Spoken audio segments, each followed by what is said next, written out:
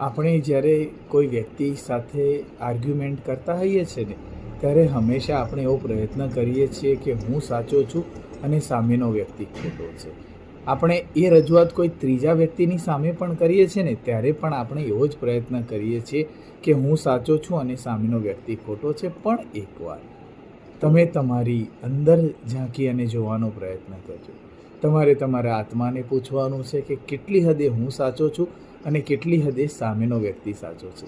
ઘણીવાર એવું થતું હોય છે કે વર્ષો વીતી ગયા પછી આપણને સમજાતું હોય છે કે આ નિર્ણય મેં ન લીધો હોત તો સારું, પણ સમય કોઈની રાહ જોતો નથી.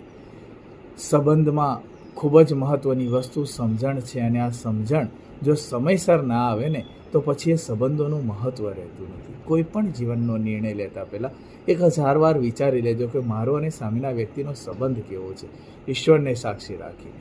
હરે કૃષ્ણ.